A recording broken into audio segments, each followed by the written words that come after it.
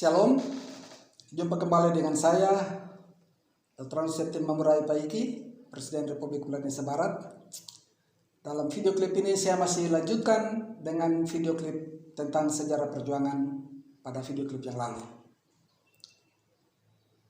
Melalui video klip ini saya menjelaskan kepada Bapak Ibu Saudara sekalian, seluruh rakyat dan bangsaku yang saya cintai, bahwa perjalanan perjuangan kemerdekaan kita yang dimulai pada tahun 60-an, ya, ingat baik-baik, pada tahun 60-an sampai tahun 70 dan seterusnya sampai tahun 88, ya, tanggal 30 April 1988, itu perjuangan yang dilaksanakan di dalam ruang lingkup masih berlakunya perjanjian-perjanjian internasional yang secara normatif sekali lagi mengatur status tanah kita. Karena itu Indonesia merasa berhak penuh sebagai negara atau pemerintah, sebagai mandataris Perserikatan Bangsa-Bangsa yang dipercayakan untuk membina, mempersiapkan daerah ini selama 25 tahun merdeka, setelah itu menyerahkan kemerdekaan. Jadi perjanjian ini, jadi perlawanan yang dilakukan oleh baik saya punya saudara-saudara, saya punya anak saya Silwanus Paiki, bersama dengan Ferry Awong, Julius Benyamin Wanma, Om Pere, dan semua pejuang-pejuang pada waktu itu di Manokwari. Itu mereka berjuang di dalam ruang di mana hukum internasional, perjanjian-perjanjian internasional masih tetap berlaku. Karena mereka sebagai negara perwalian atau selaku mandataris PBB, mereka berhak untuk melakukan apa saja. Bapak Ibu lihat di mana-mana kita punya saudara-saudara dibantai habis-habisan, dibunuh habis-habisan. Ada yang ditenggelamkan di laut, Ferry Awong ditenggelamkan bersama-sama dengan Sakarias Inden di antara Nufor dan Manokwari. Banyak sekali yang ada yang dimasukkan di dalam karong, lalu dibawa dan dibuang di pantai, tapi akhirnya selamat, seperti salah satunya Dr. Andos Robi Isir. Banyak sekali, terlalu banyak yang dilakukan oleh pemerintah Indonesia terhadap kita punya masyarakat. Karena apa? Dia merasa bahwa dia diberikan kepercayaan oleh dunia untuk melakukan apa saja bagi yang melawan. Tapi andai kata, ini contoh, andai kata waktu itu kita tidak, babe-babe kita atau pendahulu kita, mereka tidak berjuang, tapi hanya fokus kepada pendidikan SDM saja, baru nanti setelah tahun 80-an baru kita fight untuk rebut kemerdekaan. Itu barangkali mungkin tidak banyak yang meninggal. Tetapi karena masih ada di dalam kurun waktu dan kita punya pendahulu-pendahulu kita, mereka mau untuk harus merdeka, ini dua hal yang sangat bertentangan dan akhirnya banyak sekali terjadi pembantaian kita punya masyarakat. Jadi kalau Anda berjuang di dalam kurun itu Anda dibunuh, saya tidak tahu siapa yang salah sebenarnya.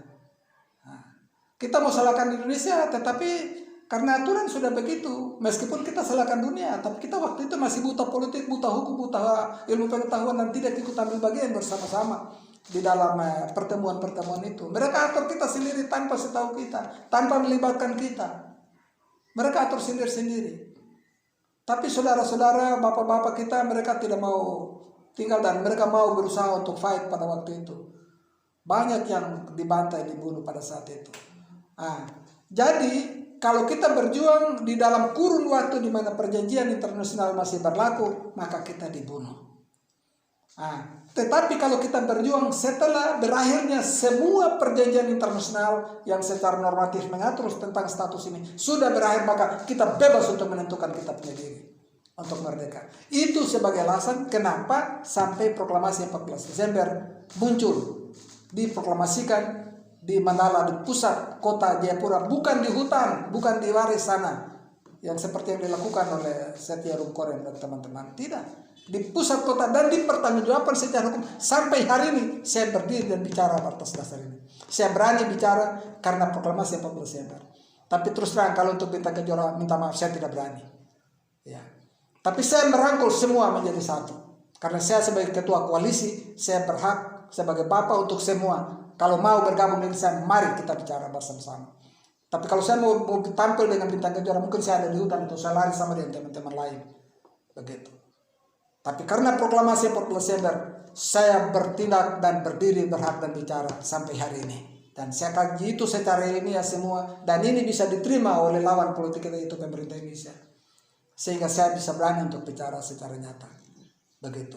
Nah, proklamasi 14 Desember muncul bukan satu, ingat baik-baik. Proklamasi 14 Desember muncul pertama dipersiapkan selama 20 tahun mulai tahun 64. Yang kedua, proklamasi 14 Desember 1988 dipersiapkan untuk mengumumkan kemerdekaan setelah semua undang-undang yang mengatur undang-undang nasional yang hukum internasional, perjanjian internasional yang mengatur status daerah ini berakhir. Yang ketiga, proklamasi 14 Desember muncul bukan karena membenci pemerintah Indonesia. Ingat, bukan karena membenci pemerintah Indonesia. Tapi proklamasi 14 Desember muncul menyatakan hak politik kita untuk merdeka, bebas, terpisah dari berpemerintahan sendiri, terpisah dari pemerintah Indonesia. Yang keempat, proklamasi 14 Desember dia tidak bermaksud untuk merubah Pancasila dan Undang-Undang Dasar 1945 milik bangsa Indonesia. Tidak. Masuk keluarnya Melanesia sama sekali tidak berpengaruh sedikit pun untuk Undang-Undang Dasar 45 dan Pancasila milik bangsa Indonesia. Bahkan saya sebagai Presiden Republik Indonesia, saya pesan kepada seluruh rakyat bangsa Indonesia, tolong jaga baik-baik, pertahankan Pancasila itu baik-baik, pertahankan Undang-Undang Dasar itu baik-baik. Ketika Anda menggantikan Pancasila itu dengan undang-undang lain atau dasar negara lain, maka Indonesia akan hancur. Jadi kami merdeka, tapi tidak ada pengaruh sedikit pun untuk bangsa lain. Jadi kalau kami dituduh sebagai makar, itu salah. Tapi kalau dituduh sebagai separatis, is okay. I agree with you. Saya setuju dengan itu. Karena kami berjuang bukan makar, tidak. Kami berjuang untuk melepaskan diri, memisahkan diri, terpisah. Berpemerintahan sendiri, terpisah dari Republik Indonesia. Proklamasi yang kelima, proklamasi 14 Desember, dia muncul sebagai solusi. Ingat baik-baik ini. Proklamasi 14 Desember hadir sebagai solusi bagaimana cara terbaik untuk meraih kedaulatan bagi rakyat Indonesia. Karena itulah Anda harus mengerti, Anda harus membaca buku ini. Buku ini Anda harus baca buku ini. So, proklamasi 14 Desember 1988 oleh Dr. Thomas Sapai Waigai, HG, MPA, PhD, solusi terbaik meraih kedaulatan untuk rakyat Malaysia Barat. Tanpa ada pertumpahan darah, tanpa ada satu tetes darah yang mengalir, tanpa ada satu nyawa pun yang melayang, tanpa ada satu butir peluru yang keluar dari laras senjata. Merdeka dengan damai. Kalian mau merdeka dengan damai atau merdeka dengan cara berperang, terserah. Tapi kami hadir sebagai solusi. Jadi Anda jangan mengatakan bahwa kami ini mimpi di siang bolong. Jangan bilang kami ini. Kami hadir sebagai ilmuwan. Saya sekolah sampai sarjana dulu baru saya berjuang. Saya mengerti betul ini. Saya lulusan Lemhanas. Saya masuk di sana. Saya penatar nasional Sabang sampai Merauke. Saya salah satu penatar nasional. Nah, bukan hanya ini, saya kuasai. Saya dosen Pancasila dan Undang-Undang Dasar 45, saya dosennya. Dan saya cari solusi yang terbaik. Bagaimana supaya kita bisa selesaikan dengan damai. Kita perang model apapun, pada akhirnya kita akan duduk di meja perundingan, meja dialog. Tapi sorry, selama ini kami mencoba, kita tawarkan solusi, pemerintah Indonesia tidak berikan kami ruang. Sekarang ini setelah Indonesia sudah dalam keadaan kepepet, baru tawarkan solusi. Terserah. Tapi saya tawarkan peristiwa politik. Proklamasi 14 Desember. Itu yang saya tawarkan. Untuk semua EKK, untuk Bintang Kejora kah, Bintang 14 kah, Bintang 2 kah, Bintang 3 kah, Bintang 7 kah, Bintang 4 kah. Saya tidak peduli. Siapa yang penting di sini adalah Anda mau merdeka. Mari kita kerja sama-sama. Kita di dalam negeri ini yang mau merdeka. Kita yang berhadapan dengan Indonesia, kita yang menderita dengan di depan Indonesia. Kita tidur tidak bisa nyenyak. Kita yang ada di dalam negeri yang mau merdeka. Karena itu mari jangan mengharapkan bahwa nanti orang dari luar bakal kemerdekaan masuk kepada Anda. Tidak. Begitu. Jadi dengarkan ini baik-baik pesan saya. Mari kita bersatu. Saya siap, saya ketua koalisi. Saya bicara sebagai proklamasi 14 Desember, tapi saya juga ketua koalisi, ketua Kongres Nasional West Papua National Coalition for Liberation, ketua Kongres WPNCL. Saya jadi bapak buat bintang 14, saya jadi bapak buat bintang 1, saya jadi bapak untuk bintang 2, saya jadi bapak untuk bintang 3, saya jadi bapak untuk bintang 4, saya jadi bapak untuk bintang 5, saya jadi bapak untuk bintang 7, bintang apapun saya jadi bapak buat Anda semua. Dan saya siap untuk pertanggungjawaban diri saya, reputasi saya di depan pemerintah Indonesia karena cintaku kepada rakyat dan bangsa Indonesia Barat. Itu sebabnya. Tapi saya harus berdiri di dasar di mana saya harus diakui oleh Indonesia. Begitu. Saya bukan hanya takabur saja begitu. Nanti takut mati dan lari. Saya tidak. Saya harus pakai intelektual saya. Saya belajar sungguh-sungguh. Begitu. Dan ini yang saya pikir rakyat dan bangsa yang tercinta, Anda bersiap-siap kapan saya komando untuk kita turun. Mari kita turun sama-sama. Saya tanggung jawab. Begitu. Ya. Jadi itu yang saya bisa sampaikan untuk mengapa sampai proklamasi 14 Desember itu muncul. Bapak Dr. Tom seorang ahli negara, seorang ahli hukum, ahli administrasi negara, beliau belajar kurang lebih 20 tahun hanya untuk mempersiapkan kemerdekaan tanah Melanesia melalui proklamasi.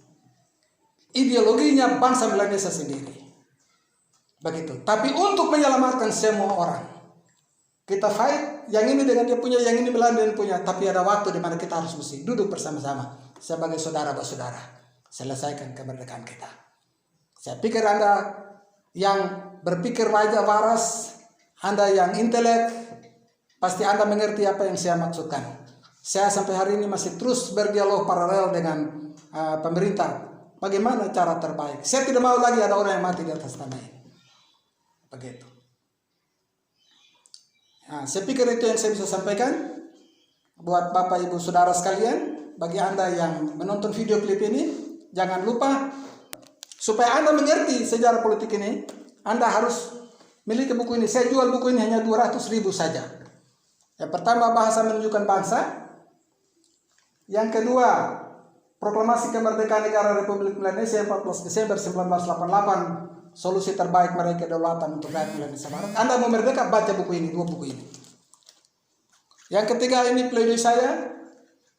Anda mau baca politik, belajar dari buku ini. Buku ini membuat saya sudah 20 tahun ditahan, tapi dengan tulisan ini saya tidak divonis sampai hari ini, sudah 20 tahun. Ini buku ini. Self Defense atau pidato pembelaan diri di depan pengadilan Indonesia. Yang berikut, kalau Anda mau jadi pemimpin, mau belajar jadi pemimpin, ya. Kalau Anda mau jadi pemimpin, baca buku ini. Sama, mau jadi pemimpin, belajar buku ini. Saya jual hanya 200 saja. Saya tulis, saya dengan teman saya almarhum Terry Racing Yuafifi, almarhum, beliau baru meninggal. Buku ini, dia meninggal tapi buku ini dia tinggalkan. Saya dengan dia tulis sama-sama buku ini, tinggalkan buat Anda. Judulnya Dimensi Moral Pembentukan Karakter Bangsa Menggugat Dampak Dramaturgi Terhadap Integrasi Papua. Ya, sekali lagi, dimensi moral pembentukan karakter bangsa menggugat dampak dramaturgi terhadap integrasi Papua. Anda mau jadi pemimpin, harus memiliki buku ini. Baca buku ini. Anda mau jadi politisi yang kaliber, berhadapan dengan Indonesia, baca saya punya buku ini. Self Defense Pledoi. Saya atau pidato pembelaan diri saya. Anda harus punya buku ini. Belajar itu baik-baik. Itu yang bisa saya sampaikan. Terima kasih. Tuhan memberkati. Sampai kita jumpa di video yang berikut.